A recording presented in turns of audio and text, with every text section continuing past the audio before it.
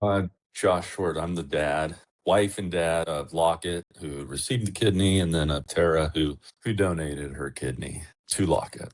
And I'm Tara. I'm Lockett's mom, Josh's wife. And how we became a recipient, I mean, we just said, we're doing this. And it worked out that I was his blood type. And so that kind of became an easy choice.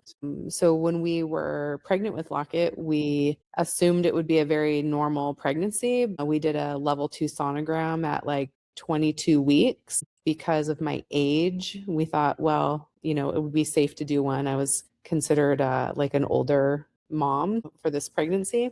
So when we had the sonogram is when they could see that his kidneys were under distress, that the urine was backing up around his kidneys and had urinomas around the kidneys. So they were concerned that his kidneys would maybe not function properly when he was born, but you just don't know until the baby is actually born, like at what level the kidneys will function. And so the original hospital we started with, one of their original options that they gave us was to terminate our pregnancy. Josh and I didn't really feel very comfortable with that. So Josh was the one that actually transferred our care. He moved pretty quickly on transferring our care to the hospital that we're at now, which is Stanford Children's, and they're amazing. And that's where we delivered Lockett. They C-sectioned him at 35 weeks because I had at that point run out of amniotic fluid, and so they needed to deliver him. I think we transferred the care probably at 34 weeks, and she was hesitant because we were so close to giving birth. But we had Atticus, who was 17 months old at the time, and so we had packed up everything because Stanford has apartments that families can stay at while they wait to give birth, and we had packed everything, and we had all these grandiose plans to do all this stuff in the Bay Area with Atticus, and I dropped Tara off at the hospital for I think they were just going to run some quick tests. I had Atticus, who has never seen a road or anything he won't run into at that age, and so I went to go unload everything at the apartment, and then we were going to go back and pick Tara up, and Tara called and said, yeah, they're admitting me. And one set of grandparents was in Oregon. The other set of grandparents was at a concert in Sacramento, and I had Atticus. And so luckily they were able to wait 24 hours. And so within that time, parents were able to come. And then we ended up within 9 a.m. the next day having the C-section. And the one thing I remember is Tara's best friend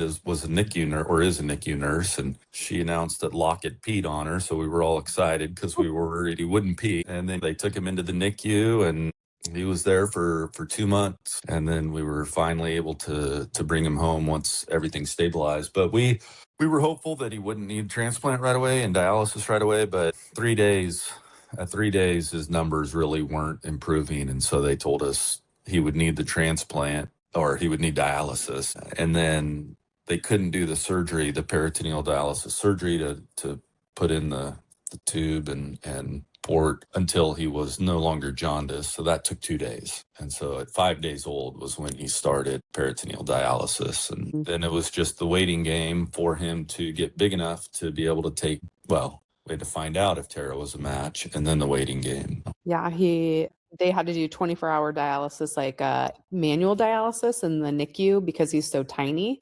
Because the machine, the lowest volume that the machine will push at a time is 100 milliliters. And so he had to get big enough to be able to take 100 milliliters in his belly for each cycle, if anyone's familiar with how PD works. And so that took about 2 months until he was able to get to 100 and whatever milliliters, and then we went to the floor, and then we were on the cycler, which is a machine that does it. And then that's Josh and I were learning how to do it so that we could hopefully go home and do the peritoneal dialysis from home. I think usually PD babies, when they start PD at birth, they're in the hospital for 4 or 5 months. And I think we went home like 2.5 months. He was not 3 months old when we left the hospital to come home. And so he was the fastest PD baby to ever leave Stanford. And it did help that he was a good size, right? Like he was 7 pounds when he was born. Like he looked like a moose in compared to a lot of the other babies in the NICU that were so tiny. So that really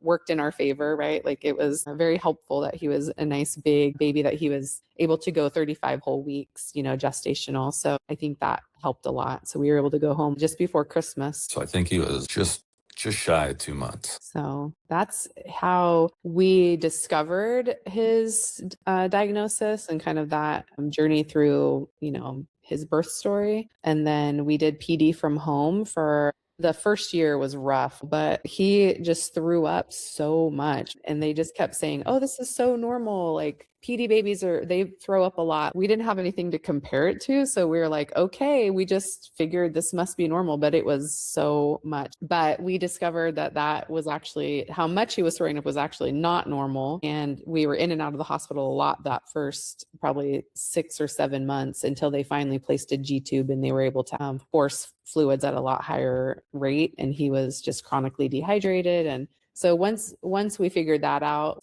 things got a lot better. And then once he was like a year old, things like kind of stabilized to where it was still hard. Dialysis is still hard, but it was like he was starting to grow. He was putting on weight. I was able to go back to work after he was about a year old. And so things kind of like normalized for a little bit of time, which was nice. And so then we were like, okay, he's starting to grow. And then we were really hopeful because he has to get big enough to take an adult kidney. And he just wasn't growing for the longest time. And so, but once he started to like put on weight, it was, we started to get hopeful. And then they started to say we could start working me up for a donation possibility. But until he met some of those markers, like they wouldn't even start working anyone up for that. I think the biggest issue early on was his team never could figure out what was wrong with him. So we would go to the hospital and they would, he'd be on the IV and do all that.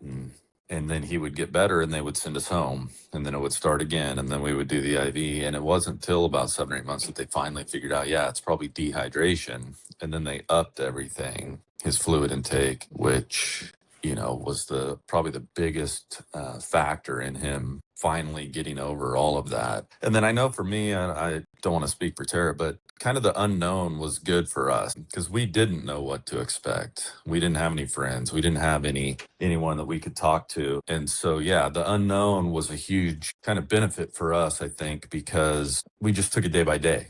Right. If we had known what we were going to go through those first 8, 9, 10 months, I think it would have been a lot more difficult for us, at least for me. If someone had said, this is going to happen, you're going to be at the hospital, you're going to be driving this much, you're going to be up all night, you're going to be changing placing his NG tube over and over and all, I think knowing that would have made it so much more difficult, at least for me. Right. I was able to take it day by day. 7 to 7 is kind of what I looked at it because that's when he was hooked up on his machine. So for me, kind of that unknown was good. Yeah, we had we didn't know what to expect. We had no idea, right? So it just was hard. But I think we thank goodness we had both sets of parents. We wouldn't have been we still this life now, like I'm at my mom's right now because she helps with Lockett, like when he's sick or if Atticus, like we couldn't do this life without our parents or without our support network. And thankfully, Josh's parents, my parents are retired, his are mostly retired, and great aunts and uncles, like they would just come over and help. And if we didn't have that, I don't think we would have survived. So yeah, I think it was probably really hard for Josh because knowing that he's not the right blood type, I think wants to fix and help. And he probably felt super helpless. I don't know, in that situation. Yeah. It's kind of well, Tara and I both have that mentality. Like people always ask, well, how do you do it? Or how were you able to do it? And, was it hard and all of this? And it's kind of I tell them you don't have a choice, right? Neither one of us, from the get-go, we both said, okay, whichever one is a match is going to donate. There wasn't an option. Tara mentioned we're kind of the older parents. If we had this, if we had been 24 and had this, it probably would have been a whole different world. But we were 37. We had our careers. This was our second child. We financially, we were in a good position. Mentally, we were in a good position. Our marriage is very strong, because it takes a toll on that. And so I think all of those things being considered, we were in a good position for me. Yes, it was kind of a helpless, but I took the challenge of, okay, I have Atticus at home, and for those first 2 months, I was kind of single parenting Atticus while Tara was single parenting Lockett. So that was a challenge. And then, it's like, okay, what can I do? Right. And that's why I ran the New York City Marathon for the National Kidney Foundation, and I've done things, right? I mean, there's probably two reasons. One, that's a good coping mechanism for me. It gives me something to do, something to focus on, something to, it just gives me that goal, something to look forward to. And then two, it makes me feel like I am doing something, right? And that's important too, right? Yeah. So those are, for me, and then obviously there to support Tara and Lockett and do those little things that I can do. Yeah. And I'll tell you, he for sure, even Lockett is in the hospital a lot, obviously, like we just got back yesterday, but Josh does all the driving and make sure that we're all, fed and have what we need. And I will tell you, I think both of our levels of anxiety have gone up since having Lockett for sure. So there are just certain things that it just takes off my plate. So like my mental load, so I can cope better with just little things. But the process for me to be worked up, and like Josh said, yeah, we made the decision.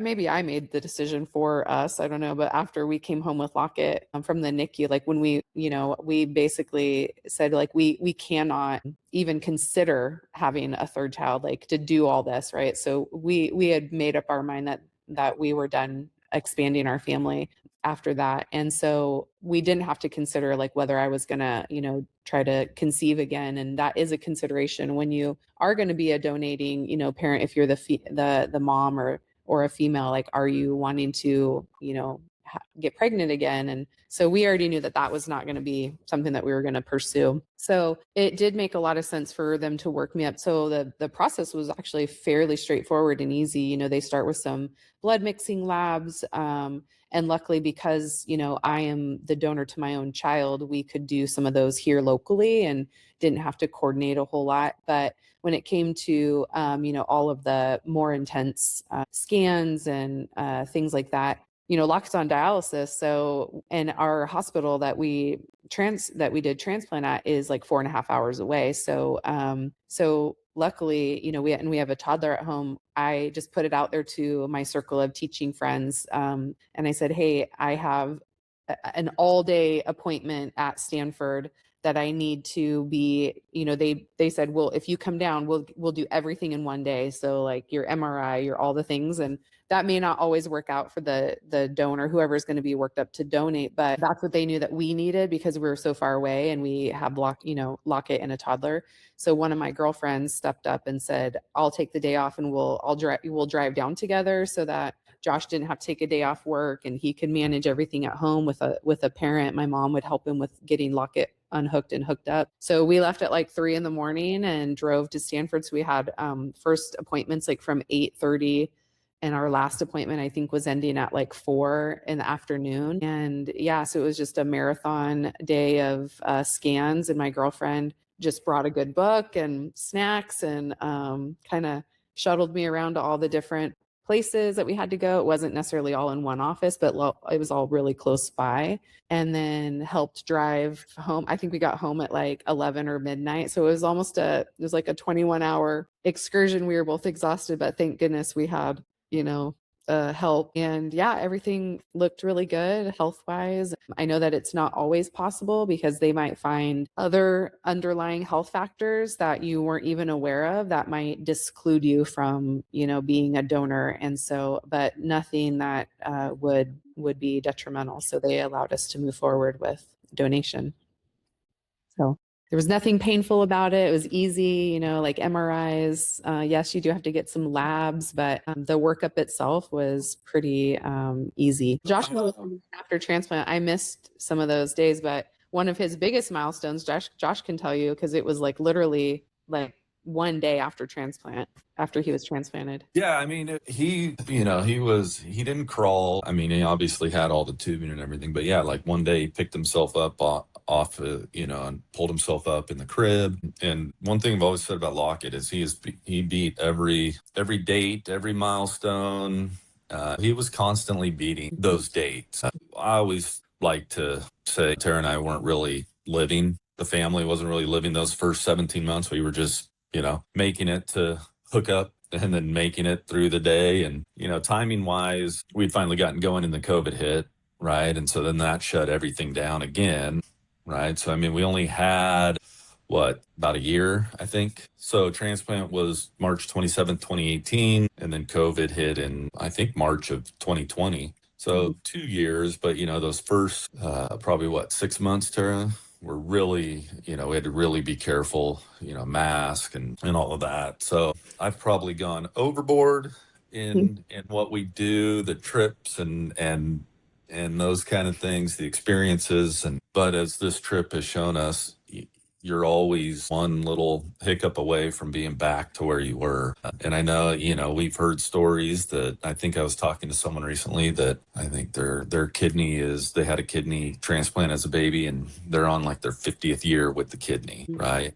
I mean, so we have that story, and then you have the stories of, 3 years later, there was rejection. 2 years later, there was rejection, right? We just never know when that's going to come. I mean, obviously, he will have another transplant at some point. When that is, it's kind of the great unknown for us. So who knows, right? I mean, the longer you can make it, who knows where we'll be 10, 15, 20 years from now. And even just since Lockett had his transplant, before when he's had he's had like 2 or 3 biopsies when, because he's ended up back in the hospital. But now some of the things that they can do is just a simple blood test to see if we even need to move forward with a biopsy. So like so much less invasive, right? So the medical advancements have come a long way just to check like those indicators that would tell us whether we even need to proceed to a biopsy or not. So that's like really comforting to know that. I think like our daily life, we were not under any like disillusion that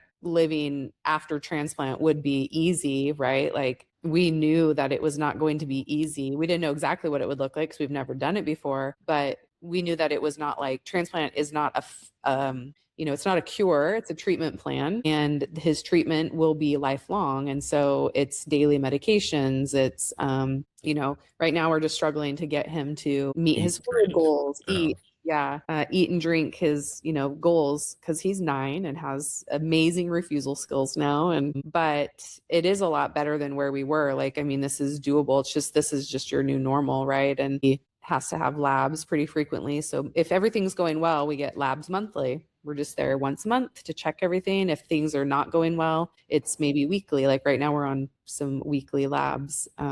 So it's, you build a community in the healthcare world that know him. And, we have certain people that we go and get labs from because of the way he's a former dialysis baby. So he's very difficult to get blood from sometimes. And so, it's just, you kind of figure out the routines that are going to be the most helpful. But he's just a normal 9-year-old.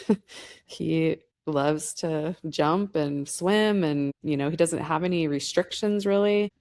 So yeah, he's just a normal kid trying to just be a normal 9-year-old.